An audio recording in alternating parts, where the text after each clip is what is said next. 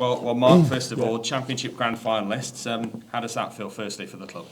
For the club, a real proud moment. Obviously, we're happy that we're in the final, but at the same time, we know there's 80 minutes tough work to come to achieve his goal. So, listen, I'm sure it's a great occasion for the City of York. Really proud that we can get to the final for his fans and the City, but as coach and players, all we're focusing on is that 80 minutes that's coming up on Sunday and, getting on the right end of the result. And of course, many people probably expected this to be the matchup at the end of the season, considering how the season's gone, but you still have to do it, and that Halifax game was tough towards the end, wasn't it?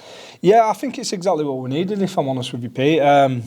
We'd come off the back of a week off, and then we'd played Batley, where things had gone our way, and then Doncaster the week before, where everything had gone our way. So we needed a bit of a sharpener, shall we say, something where we had to deal with a bit of adversity. So for me, I think it's perfect prep, just what we needed. We had to dig deep, show a bit of character. We had to do a lot of try line defence because we came up with a few uncharacteristic errors. So good prep in my eyes. Yeah, and a game that afterwards you said you had to win maybe 2 or 3 times. Yeah. But what does that say about the mental toughness of this squad as well? Oh, listen, I'll back this group over anything like that. The one thing that, if you want to be a champion team, you've got to do is deal with adversity and find a way to overcome obstacles that present themselves in a game. And this man outside of me, he's been leading them great throughout the year, and I'll back every single one of them to carry on doing that into Sunday. But when I said to win 2 or 3 times, it definitely wasn't a disrespectful comment to Halifax, because I thought they were outstanding. It was more, if you go into a 16, 20 point lead, just how to manage a lead and not go chasing points and putting the pressure on the opposition. So some good lessons for us to learn there. Yeah, and it seems unfair to pick maybe any players out from that performance, but I just wanted to mention the back three of obviously Ben Jones-Bishop, Scott Galliano and Ter Matarafa as well. Are they maybe some of the best back three in the Championship? Yeah, I'd say so. I think you could go for our team and say that, as you'd naturally expect, with teams up at the top of the league and top of the league in our case. So we're blessed to have some talent in the ranks, but at the same time they've still got to play as a team, haven't they? And I think the back three that you've just named there, they've been great for us throughout the year, and all being well, they'll be great again on Sunday for us. I'm sure they will. Come on to the team news in a moment, but this week you've also been named Championship Coach of the Year. How does that feel? Really, really proud and humbled to get nominated by your peers, but I'm not just saying it, but it's down to the team, the backroom staff, and when you're head coach, obviously you get the headlines when it's glory. You also get the headlines when it's not going too well, but it's always a team effort, and the buck stops with you. So proud, humbled, but at the same time keen to put praise onto the whole team. There's Will Lee, Chris Foreman's come in and slotted in great. Andreas is S&C and Sophia's medical. Could go throughout. There's Dave Lee, Will's dad, that does a lot of stuff voluntarily for us, and Dawn, his wife, and the wider staff such as Neil Gulliver behind the scenes, and Clint obviously as owner. There's so many people that make the team tick, and my job is just to make sure it all fits together. And this man outside of me is captain. He's the eyes and ears out on the field, and all the praise should be on them, and our job's firmly in the background.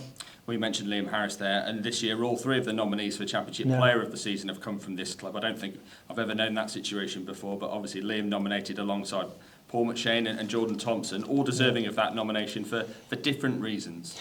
Yeah, definitely. I think if I start with Liam, obviously the cup final's probably the one that sums him up best. That bigger the moment, bigger the player, and Liam loves them sort of moments.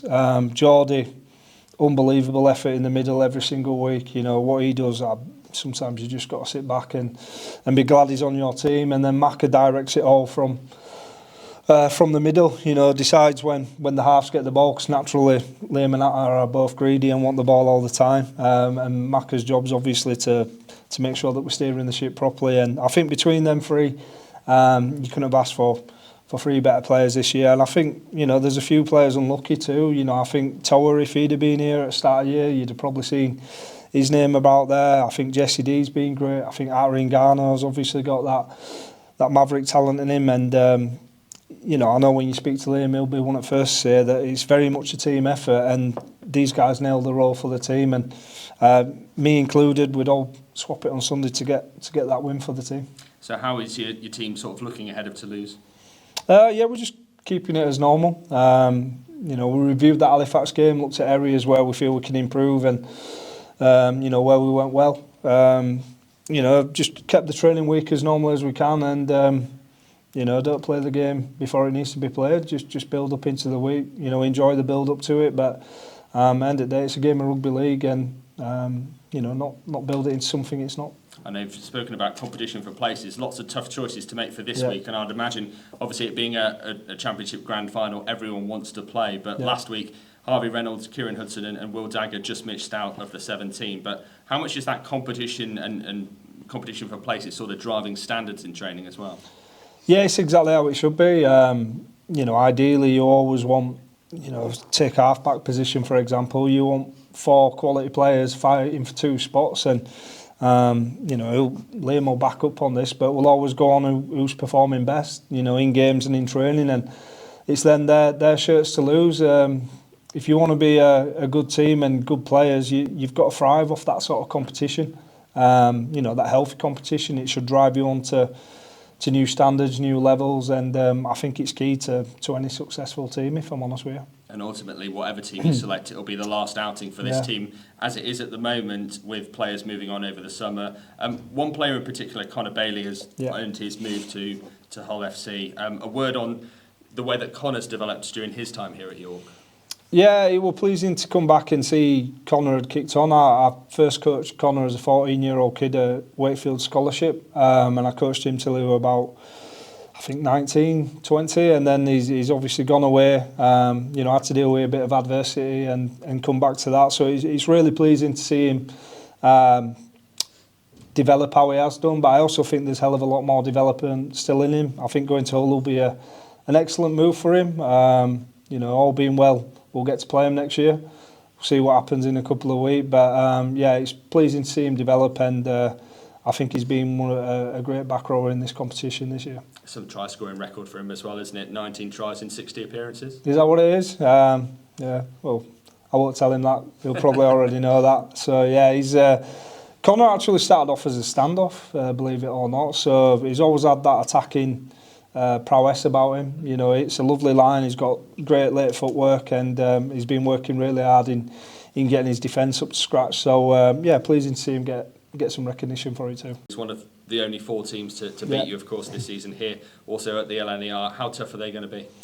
Naturally, it's final. You know, you expect it to be a tough game. You know, we've got a lot of respect for Toulouse. I think they play a great brand of rugby league. Got some excellent players in there. You know, we're well aware of their threats, just as they'll be well aware of ours. And as I say every week here, two pretty evenly matched teams, and it's whoever nails it on the day. And you know, we'll be just focusing on ourselves and bringing that version of us on Sunday that we want to bring.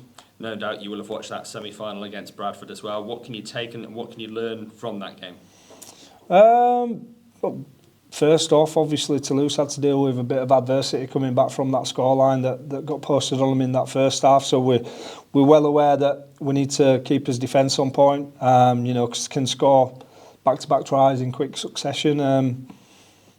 Listen, at this stage of the year, you're not learning anything new about teams. You know exactly what threats they've got, and you just see games such as that, and it reinforces your beliefs. But as I said, we're watching it more out of curiosity about who we're going to play in the final, and you know, we'll be just focusing on what we need to deliver. As I said, I thought I was really proud of getting that win against Halifax, but at the same time, there are also some areas that we need to address to fix up. And one thing we've done all year is focus on bringing that best version of what we can deliver, and it'll be no different this week.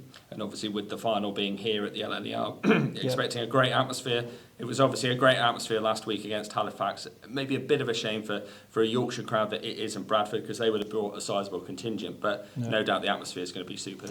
Yeah, I thought atmosphere was class last week. I thought Halifax contributed really well to it. I thought they brought a good number over, but for me, York's got the best fans in the league. You know, they're chanting every week. I don't think they realise how much it spurs these lads on in tight moments, or when we're on top, or when we're coming from behind. So I I think the ticket numbers are sounding really healthy, and hopefully if you are free on a Sunday and you want to come and watch a game, we'll get the city behind us, and it should be a good atmosphere. Just finally from me, how proud would you be to deliver not just the 1895 Cup, the League Leaders Shield, but also adding the treble to that as well with the grand final? That's the goal. We've never shied away from that this year. We feel we've got a group capable of doing it. Toulouse will be saying the same. As a group, it's rare you get put in these opportunities, and we'll be doing everything in us power to make sure that we get that last goal of ours, which is obviously the playoff win. And we're under no illusions. It's going to be a difficult ask, because Toulouse will be saying the same, but we'll back ourselves at the same time. All the best of the weekend. Thank you. Hi, Mark. Hiya. So this week you're going into your grand final. Yeah. Has this affected any of your preparation, or do you sort of just try to keep it as similar as possible? No, luckily we've had a similar experience, obviously, with the Wembley Cup final, the 1895. So I think the key to it all is just keeping it as normal as you can. Everyone, you'd have to be a fool, wouldn't you, to not realise that players are going to obviously realise there's a prize at the end of it, but it's still a game of rugby league. You still got to prepare for it accordingly. As I say, we'll look at what we need to do, focus on what we need to fix up, where we can get better, and where we're going well, and ultimately make sure everyone's rested and recovered and ready to fire into Sunday. How has recovery been since that really hard-fought Halifax win? It's always easier when you win, isn't it? We've got a real professional group, so lads will have done what they need to do on Sunday and Monday before training. Excuse me, and we'll fire into training tonight and tomorrow and get ready for Sunday. In terms of Toulouse, the team standing away for third piece of silverware this season. Their head coach Sylvain Hills has been fantastic all campaign, as he has been for a few years now. He's got Toulouse into a really good position. Yeah. What have your past meetings been like with him? And do you find is he one of the coaches you find harder to go up against in this division?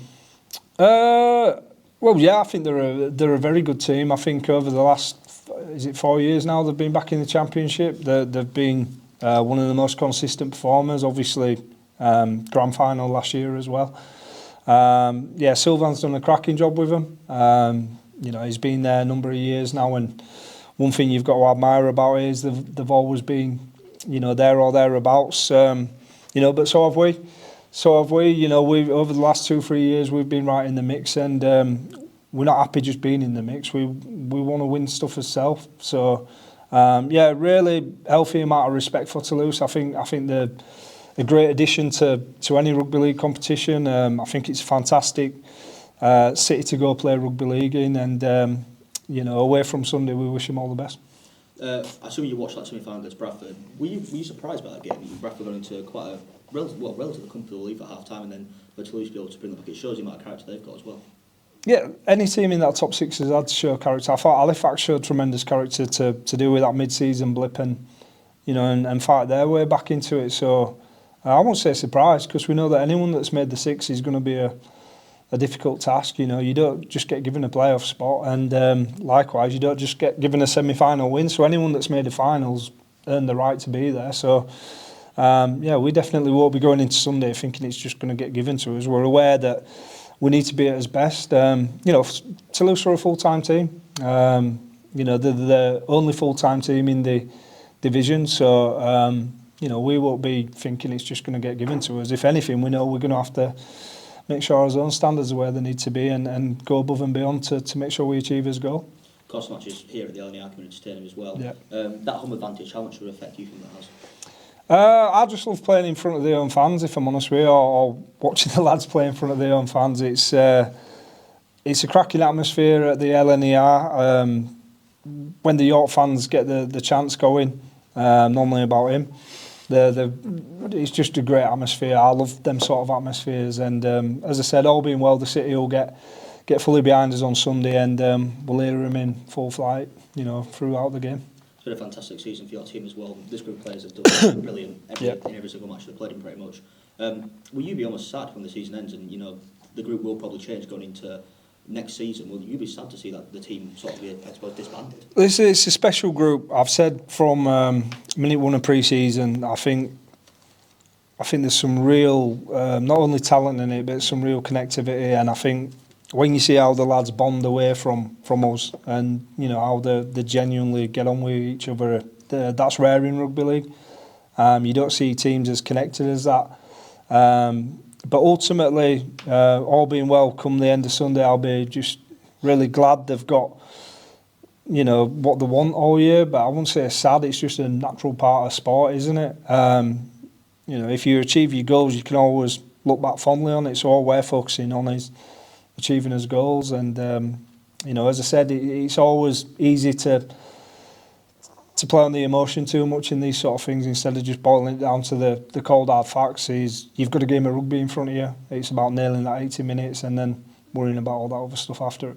Brilliant, thank you very much. Cheers. Obviously you're concentrating on the 80 minutes, but a quarter of the IMG point is up for grabs, and that's potentially half point really swing given if Toulouse obviously win, who you're up against to get into Super League. How much importance as a club do you put on that quarter of the point? I'll be honest with you, you've probably just educated me on that there, James, if I'm honest. One thing I can't thank Clint enough for is never once brought any of that stuff into our environment. I'm sure there's headlines about it. You know, I've probably read a couple myself in time, but I don't really give that any thought. All I'm bothered about is preparing these boys and making sure they feel supported, as in they know what's expected of them, what they need to do, and what's coming their way as well. So, you know, all that other stuff's for you boys to write about, and obviously the backroom team, the operations team to worry about, and we'll just focus on playing a game of rugby league. It could prove crucial in the final reckoning. Does that give you another added little push and a motivation? It does now, mate. Now I'm joking. Yeah, listen, it's one of them. It's a surreal scenario, really, isn't it? It's one of them. Just focus on playing the game, and ultimately we've got high expectations of ourselves, and if we take care of what we expect, then the rest takes care of itself, doesn't it? So, yeah, I don't really give IMG points too much thought, if I'm honest with you. Fair enough. Just on the occasion itself, does it take anything away from it, the fact that it won't be settled on the pitch on Sunday and you'll have to wait for a phone call a week or two after to find out whether you're in the Super League or not? No, I think for me personally, everything's settled on Sunday. I've invested into this group for this year. We knew as goals that we wanted to achieve. We've obviously hit two of them, and for me, in terms of the playing group, which is the most important, that'll be settled on Sunday.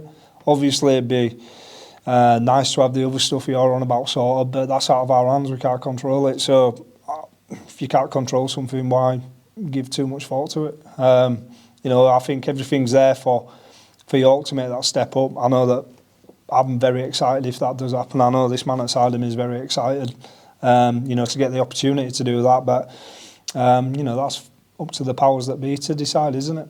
By the end of Sunday, though, if you do win the treble, you'll know you couldn't have done any more. Well, that's it. That's it. So that's in our control, isn't it? So that's what we focus on. But the other stuff, it's pointless even giving it any bandwidth because it's just wasted energy, isn't it? So we'll just focus on playing rugby league, and all the other stuff will sort itself out off back of that, won't it? I guess just one final one. It's the last chance for you to showcase your potential as a Super League player. Yeah, as a coach, and listen, I think we've shown that all year. I think we've got a hell of a lot of players that will make the step up to Super League. I can tell you that, you know, without a shadow of a doubt. And you know, I'm just glad that Liam and the rest of the lads get to showcase their talent on a big stage on Sunday, if I'm honest with you.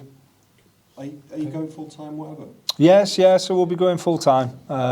So next pre-season will be full-time. We're just going to wait to find out what league that's going to be in, haven't we? Is that, well, that's Liam about that. Yeah. But that's whatever happens then. Whatever happens. Is that the right move for the club, do you think? Yeah, I think if you want to compete, you know, where we want to compete, you're not going to be able to compete being a part-time club. And ultimately, we've got high ambition as a club, we've got high ambition as a team and as individuals. And if you want to compete against the best, you've got to be in that same sort of environment. And full-time rugby is the next step for York Rugby League. I think everything's there. We've got a training facility that would rival anyone's in Super League. We've got a stadium that's tailor-made for rugby league, and we've got a city that's got no sporting team in the top tier competition in their chosen sport. So if if York can get there, I think it's got all the ingredients to thrive, if I'm honest with you. You mentioned Sylvain earlier. Did you play with him? I did, yeah, 2004 or 5. I'll show my age there, aren't I? I had a bit of hair then, believe it or not. Blonde highlights in blonde hair, work that one out. But yeah, I did, yeah, great, good centre to be fair, Sylvain, very good centre. And just not directly on the game, but we talked about the awards. Yeah. I think Jack Smith is the only non-York. Yeah. Is he somebody you maybe be looking at for next year? You'd have to ask Clint. Jack.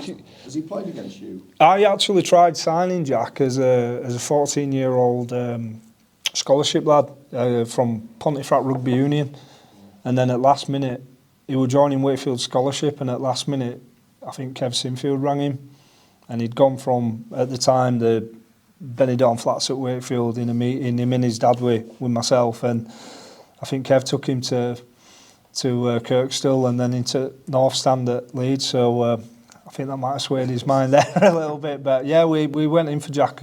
He's a player that I've known for quite a few years. It's been pleasing to see him develop how he is as well.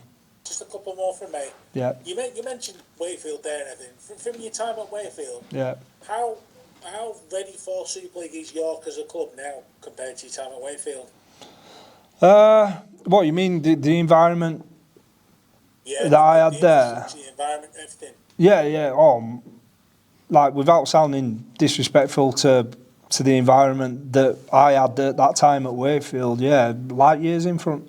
And that's not in a dig at Wakefield. That's just the cold harsh reality of what Wakefield's had to go through over the last 2 years. I think what Matt Ellis and Darrell's done there has been fantastic. You know, I thought what Michael and John Minards did before that were fantastic. How they kept that club going how it did. But listen, York's a completely different environment to that. You know, it's a bigger city in terms of it's a tourist trap. You know, it gets millions upon millions of visitors every year. It's got a training base that's tailor-made for top-level sport. The stadium's already up and running. So naturally, all you've got to do is take the team up to that next level, whereas at Wakefield, it was the opposite. You had a team competing at the top level, but you didn't have the infrastructure that facilitates top-level sport. So they've obviously done it reverse way to what York's trying to do it. So both had the strengths and weaknesses, but you know, both deserving of a seat at the top table, in my opinion. Does Super League as a whole need York as much as York needs Super League, maybe? Good question. I'm not sure about needs it.